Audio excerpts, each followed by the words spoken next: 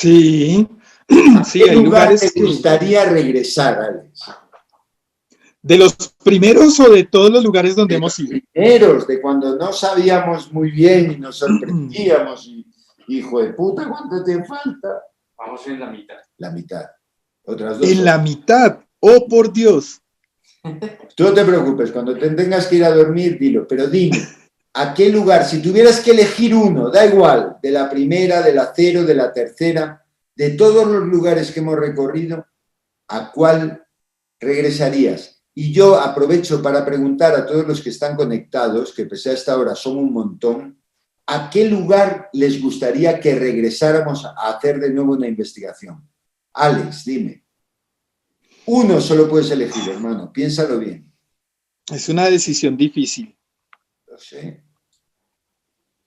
Yo lo tengo claro, ¿eh? Es más, lo voy a poner fácil. 1, 2 y 3, pero en ese orden. ¿Cómo? Puedes elegir 3, pero en orden de prioridades. El tercero este, el segundo este y el primero este. ¿A cuáles 3 volverías? ¿Te gustaría regresar? Quedó algo pendiente. Listo. Para mí, pendiente me quedó en el Castillo San Felipe. Uy, no, espérate, porque es que ahí ya empiezo a recordar más cosas. En solamente 3. Solamente Bueno, 3. para mí, el Museo Naval. Ese es uno. El Museo Naval, porque esa psicofonía que tú encontraste después que lo escribiste en tu libro. Quizás tenaz, te esperaré hasta el día de tu muerte. Sí, yo quisiera volver ahí. Ese es uno de los sitios. Podría. El otro, el Hospital de Pacho, que ahorita mostraste imágenes. Brutal. Lo que tú viviste con el pater, en esa salida que hiciste con el pater, la agresión al pater de la monja. Sí. Y luego va y saca la película de la monja. Eso sí, hijo de Hollywood, estaban pendientes de nosotros para sacar la película. La monja, esa monja, la tomó con el padre, marica. ¿Por qué a Pacho? ¿Qué te llamó más la atención del hospital abandonado de Pacho en Dinamarca? No, muchos lugares. Bueno, uno, la situación del padre. 2, que el estante, cuando te arrojan ese estante, Rafa. ¡No! Uy, eso fue impactante. O sea, ese lugar, el hospital, por muchas cosas, los niños que se nos manifestaron preciso a donde conformamos la base, la entidad, claro que yo no logré tener mayor comunicación con ese espíritu, pero sí alcancé a percibirlo en varias ocasiones de la mujer que se ahoga en el tanque. Sí, no, es que ese hospital tiene mucho para trabajar. A los que están conectados, establecimos la base como siempre, lejos del lugar que investigamos. En una de las salas, lejos del hospital, de la mole del hospital, que era pues algo administrativo en este momento, y la base había una mesa enorme, muy bonita, sobre la que depositamos los instrumentos y tal, y de repente aquellos instrumentos se activaron todos al unísono. ¿Recuerdas? Y empezamos a detectar. Cuéntanos cómo lo recuerdas tú aquello, porque no nos lo esperábamos. No, estábamos reunidos como siempre antes de iniciar investigación, que tú empezabas la reunión para que tomáramos decisiones de por dónde empezar y cómo empezar a trabajarlo. A lo último empezaste con tu juego de la suerte, a ver quién se iba primero o con qué grupo o cuántos, bueno, todo lo que te ingeniabas, porque en cada investigación nos salías con algo diferente. Y estábamos precisamente sentados alrededor de una mesa en la primera reunión de la primera noche, porque recuerda que en ese hospital trabajamos durante 2 noches seguidas. Sí. Y en la primera noche estábamos allí, tú ibas a empezar la reunión cuando no recuerdo por qué motivo se nos ocurrió por prender los equipos y de un momento a otro se activa el primero, creo que fue un K2, y empezaron uno por uno a activarse, cuando ya todos los equipos estaban encendidos, absolutamente todos, y empezamos a percibir una energía extraña entre Aida y yo, como por debajo de la mesa, y después Isabel también la percibe. Cada uno cogimos un equipo y empezamos a darnos cuenta que efectivamente habían una cantidad de espíritus de niños ahí alrededor de nosotros, pero era impactante la energía tan fuerte que se sentía en ese lugar. Brutal. Sí, o sea, fue eso, nunca, en ese momento nunca nos lo esperamos. Hasta ahora íbamos a empezar con la investigación. Bueno, entonces, Museo Naval, Hospital de Pacho. El Hospital de Pacho. Es que es muy difícil, Rafa. Es muy difícil, 3 lugares es muy difícil. Yo como por llenarte el espacio, te diría el Panóptico. El Panóptico, tú ahí pasaste miedo, hermano. Sí, literal. Yo quisiera volver al Panóptico total. Pero ¿qué me dices, querido amigo, de esto? ¿Qué me dices de esto que te voy a poner ahora mismo? ¿Qué me dices de esto, donde yo también te vi asustado y sorprendido? Yo tenía la cámara así, de esta manera, y yo sentí que me jalaban la cámara. Que yo sostenía la cámara y yo decía, me están jalando la cámara, y volví y me la jalaban. Me está moviendo la cámara. Uy, ¿se escuchó eso, Gabriel? Me está moviendo la cámara. ¿Qué me dices de eso? No, por eso te digo, es que es muy difícil escoger. Dicen que cada noche es muy difícil escoger. Ese es otro sitio que yo total volvería, total. tú te llama, no lo tomes. Su destino es el terror, el misterio del caballo de hierro. No, Rafa, con esos cortes me dan ganas de volverme a repetir todos los capítulos desde el primero, desde el 0. ¿Verdad que sí? Sí, claro. Experiencias que hemos vivido. Pero mira, sí, a mí nunca es el temple, y por eso cuando tú nunca pierdes el control hacia el lado de la histeria. Cuando empiezas a hablar pasito, dices, yo no vuelvo a entrar ahí. Y digo, bueno. Y aquí en la estación, en la vieja estación abandonada de Bello, tú viviste un contacto largo con lo que entiendes que era una presencia que estaba tratando de dejar de manifestarse directamente contigo. ¿Cómo fue ese momento? Estación de Bello. 2 de la mañana. Alexander Torres haciendo su recorrido en solitario. Y llega, no a un lugar de estos que están llenos de sombras, a esas naves gigantes que había con aquellos buitres que había en el techo, esos techos altísimos de 20 metros. No. Sales de una de esas naves y te encuentras en una gran explanada. ¿Y qué sucede ahí? ¿Cómo lo recuerdas? Bueno, empecemos porque los recorridos eran extensos. Esta estación es inmensa, grandísima, y de donde quedó la base a todo el recorrido que teníamos que hacer era muy extenso. El lugar a donde a mí me sucede el fenómeno estaba aproximadamente yo creo que corriendo literal como a 10 minutos de la base. Sí. Llego yo ahí, era como una especie de calle, por llamarlo de alguna forma, no sé cómo denominarlo. Entre naves. Sí, exacto. Veo a mi lado derecho, en un árbol, literal hay un solo árbol en ese sector, y veo como a alguien parado al pie del árbol. Me quedo mirando. Ilumino con la linterna, la luz de la linterna no alcanzaba exactamente a llegar hasta allá, pero cuando yo iluminé con la linterna hasta donde se veía la luz, pues no vi nada.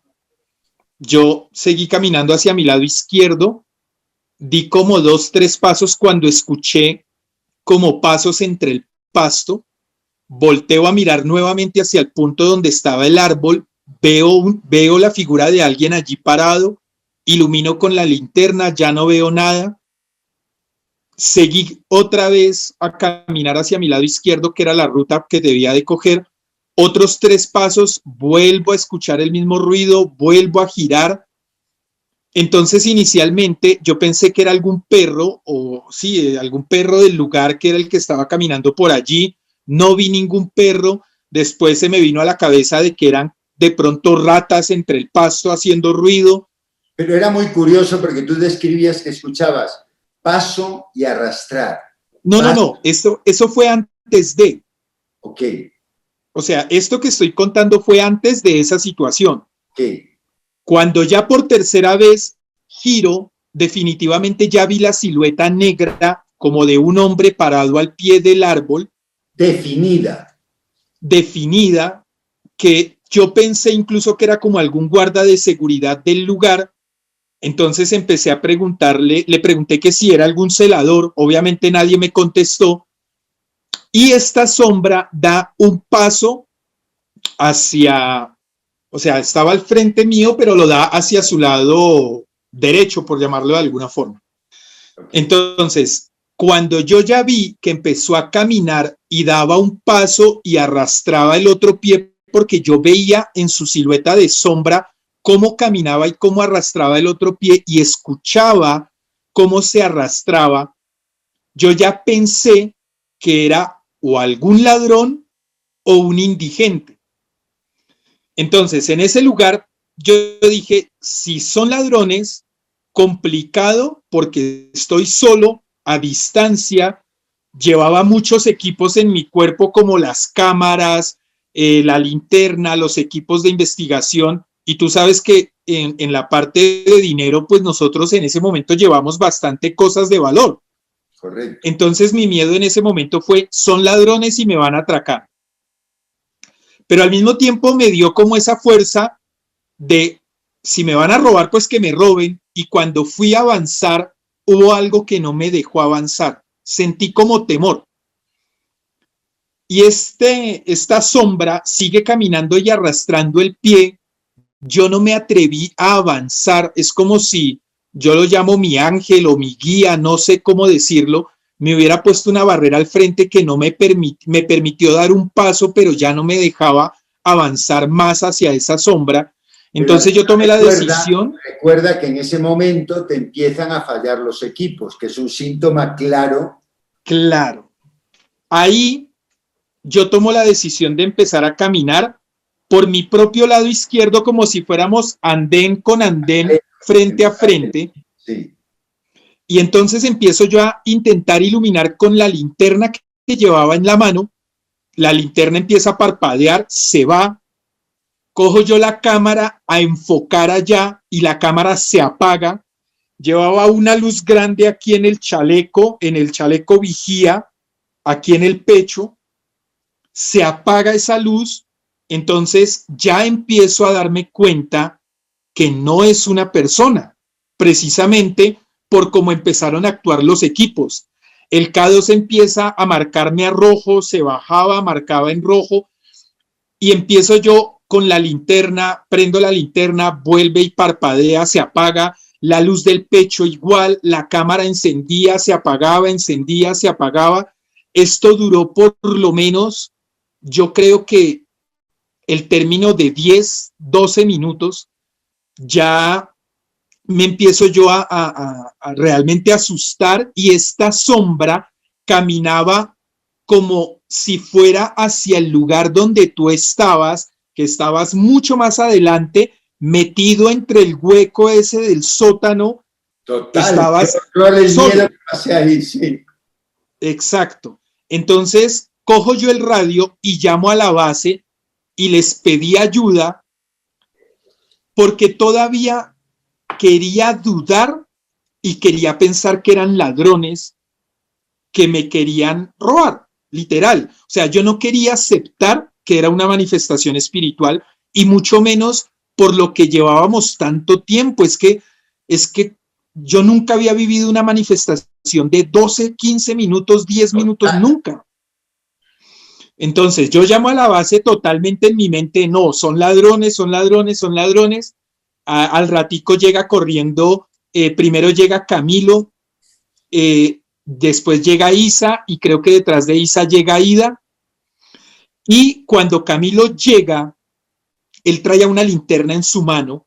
Inmediatamente cuando él llega a mi lado y me dice, ¿qué pasó? Yo le quito la linterna, ilumino hacia donde yo estaba viendo esa sombra y literal, la sombra desapareció total.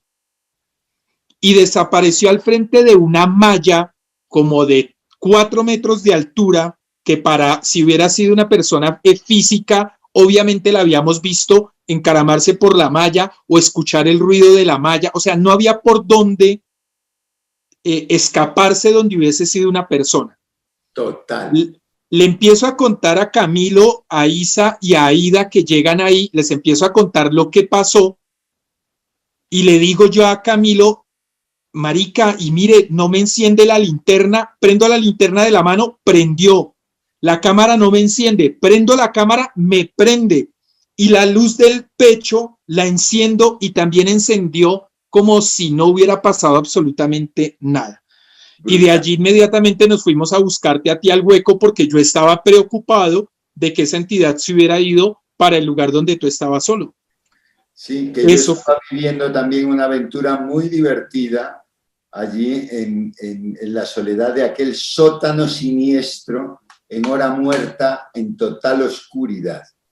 Pero pues, ¿recuerdas que lo más impactante de este suceso fue al día siguiente?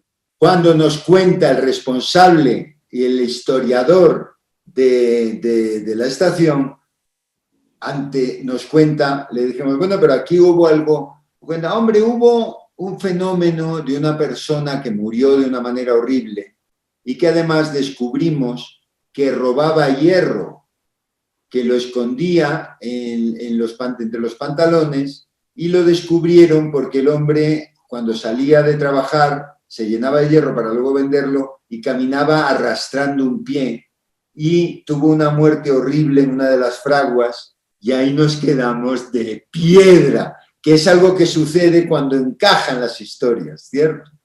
Pero quiero que recuerdes ahora, nos están escribiendo, hay alguien, Ana Álvarez, a propósito de qué episodio le gustaría que reviviéramos, habla del salto del Tequendama, Virgen Santísima, Dios nos ampare. Aquello fue una aventura donde estuvimos al borde de la muerte. Este programa es lo mejor, Estefany Gómez. Pero ahora quiero que veas esto, Alex, a ver qué recuerdas de esto, querido amigo y compañero de aventuras. ¿Qué te... Ay, el teatro. Sí, ¿qué te sugiere? Espera, lo voy a lograr.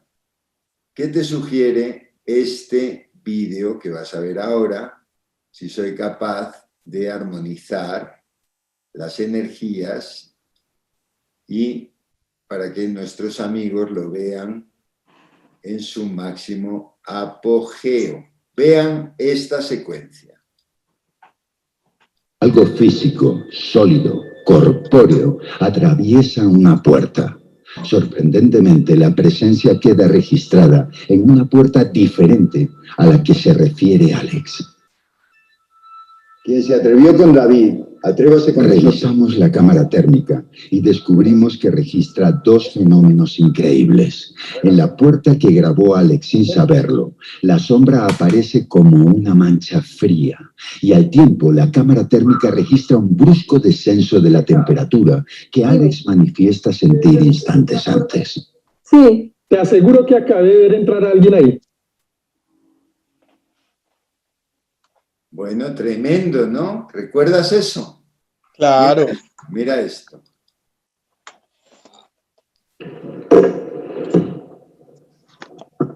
Me gustaría que te comunicaras conmigo, que te hicieras sentir como ya lo has hecho, que hablaras, que me vieras algo.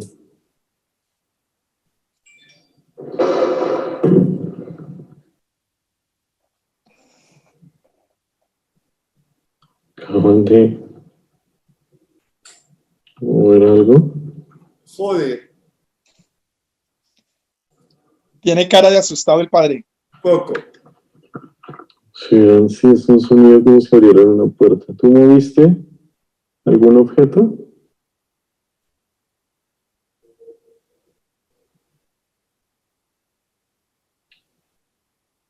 Sí. Voy a bajar las gradas. Tremendo. Tremendo, ¿no? Los pasillos de ese teatro son impactantes. Mira esto. Sí, pues, ¿Sí, Yuri? sí. Qué Como un bien se ruido portó metálico. Jero, qué valiente fue Jero. ¿Te Así acuerdas que es. llegaba él todo? Isa y Alex ascienden a la cima del edificio por la escalinata principal. Mira, Los dispositivos electrónicos establecen un primer contacto que pronto se reafirma como una manifestación auditiva. Esté muy atento.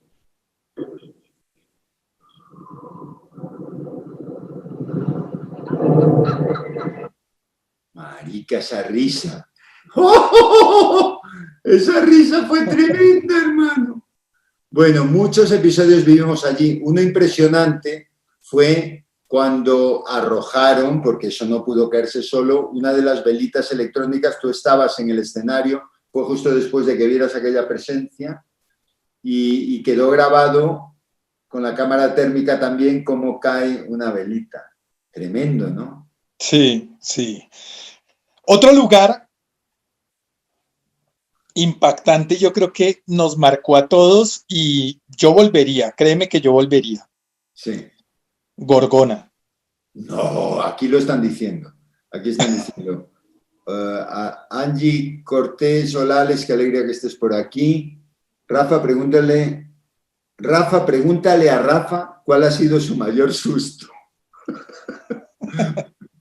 ¿Será Alex pregúntale a Rafa o Rafa pregúntale a Alex?